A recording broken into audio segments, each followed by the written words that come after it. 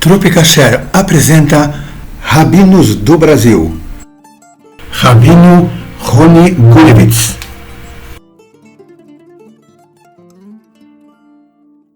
Todos nós temos momentos de queda, momentos de fracasso.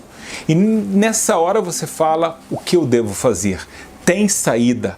É interessante que a Bíblia vai te dar aqui 7 dicas claras que você deve fazer para sair definitivamente dessa situação. Eu posso te garantir que se você fizer esses 7 passos, a sua vida muda completamente na prática. A primeira dica que eu vou te dar é que você tem que saber que você não está sozinho. Quando eu falo não está sozinho, aqui eu estou me referindo a uma das maiores dádivas que Deus nos dá, é família e amigos. Vamos lembrar a história de Jó. Jó foi uma pessoa que sofreu imensamente. Ele era muito rico, ele tinha muitos filhos, ele tinha uma posição super importante. Veio aquela história do Satanás tentando provar ele, será que essa fé dele era verdadeira? Ele acaba perdendo tudo. Você pode ver no nosso vídeo sobre Jó, um vídeo muito interessante. E o que acontece? Ele perde completamente tudo, menos a esposa dele, que continua do lado dele o tempo todo. E depois ele recebe a visita dos seus amigos. A princípio, esses amigos estão tão consternados, eles rasgam suas camisas em sinal de luto, mostrando para Jó: a gente está com você na sua dor. É verdade que depois houve algumas críticas, algumas situações difíceis, mas você vê que Jó, ele a princípio ele não passa esse momento dramático, terrível da sua vida sozinha. E o que acontece no final da história de Jó? É que ele dá a volta por cima. Ele continua casado com a mesma esposa, agora ele vai ter muito mais filhos. É claro que cada filho é um tesouro por si só, mas foi algo divino mostrando para ele: agora eu estou te dando tudo de volta e ainda mais. E também a riqueza material dele cresceu imensamente. Jó nunca esteve sozinho. Não esqueça isso para a sua vida. Um segundo conselho: a gente pode aprender também de algo dramático que acontece, que é a destruição do grande templo, que o profeta Ezequiel fala.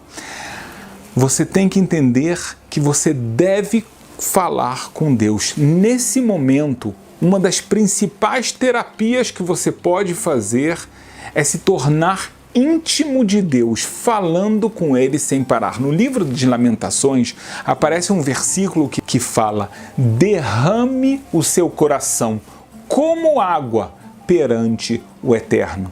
E isso traz um conforto muito grande. Agora você entende que não é somente que você tem a sua família, bons amigos do seu lado. Você sabe que Deus, ele está no controle de tudo. Ele está do seu lado. Quando a pessoa conversa com Deus, isso também serve como uma válvula de tirar toda aquela pressão. Você fala com Deus e você se escuta, você ouve os seus problemas e você sabe que Ele está escutando também. Além disso, a gente pode pensar que através dessa oração, dessa conversa com Deus, pode ser que através disso venha a sua salvação. Como está escrito antes da saída do Egito, que Deus escutou as súplicas do sofrimento das pessoas, do povo de Israel no Egito por causa da escravidão. E aí ele fala a Moisés: basta, nesse momento agora eu vou salvá-los. Então Deus ouve as nossas súplicas quando a gente está nessas horas de sofrimento. O terceiro conselho bíblico, ele é fascinante. Aprenda a sonhar. Sim, exatamente.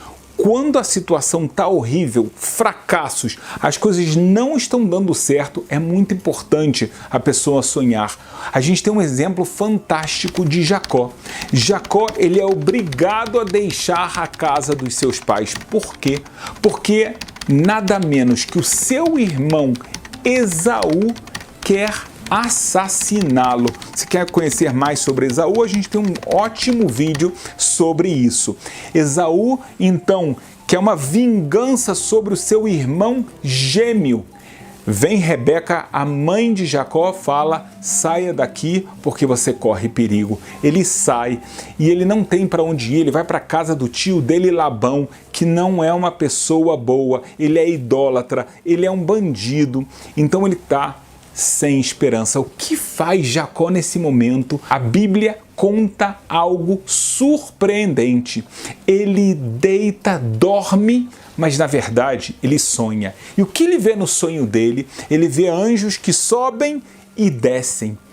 Ele sabe que existem então momentos na vida que a gente está subindo, está tudo dando certo. E ele entende que existem momentos que a gente está caindo. Então ele aprende que ele tem que sonhar. E sonhar vai dar a esperança correta para ele superar esse momento. Porque se agora você está caindo, vai chegar um momento que ele vai subir novamente. Quarto conselho. Ele é o contrário de tudo que nós poderíamos pensar. Nesse momento, alegre-se. Mas como assim? Se uma pessoa acabou de ter um relacionamento amoroso que foi partido, então ela está com o coração partido, ela perdeu um emprego, perdeu um ente querido, qualquer coisa que é uma tragédia na vida dele, você está falando para a pessoa ficar feliz? A verdade é que sim. Os grandes mestres, eles trazem para a gente uma lição espetacular. Não existe na Bíblia um mandamento, um preceito de ficar feliz. Porém, eles falam para a gente que os benefícios da felicidade, eles são infinitos. A verdade é que a tristeza não tem nenhum benefício. A pessoa fica letárgica, ela fica com preguiça, às vezes ela vai ficar com depressão e nada de bom vai sair disso. Mas se você me pergunta como fazer isso, então a Bíblia vai falar para você: levante-se, busque alguma coisa que te dá prazer. Um dos versículos que tem uma alusão a isso é: trabalhe a Deus com alegria. Ou seja, a pessoa às vezes tem que se forçar a ter alegria e dessa forma ela vai trabalhar a Deus. E trabalhando a Deus com alegria, ela está trabalhando o seu próprio interior. Quando a pessoa consegue se superar, tirar esses sentimentos negativos de que eu não presto, Deus está me castigando, eu fui abandonado, e ela tem uma visão positiva sobre o mundo por causa da alegria, tudo pode, e não somente pode, ela está pronta para receber uma bênção divina para fazer a mudança, a virada da sua vida. A quinta dica é: não oculte o lado positivo. Muitas vezes uma pessoa, quando ela está passando por algo ruim, parece que está tudo errado na vida dela. Não foi só que ela perdeu o emprego, ela vê tudo ruim. Então ela pensa que não tem mais esperança, porque na verdade o emprego é só um dos exemplos, mas não é isso, não é só a vida financeira, talvez a minha vida afetiva então também não dá tão boa, eu tenho família, mas será que isso aqui tem tanto valor?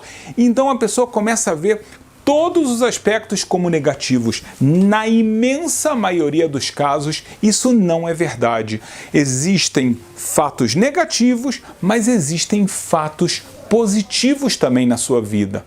A Bíblia traz um versículo muito interessante. Ela diz assim: o sol se pôs e o sol virá.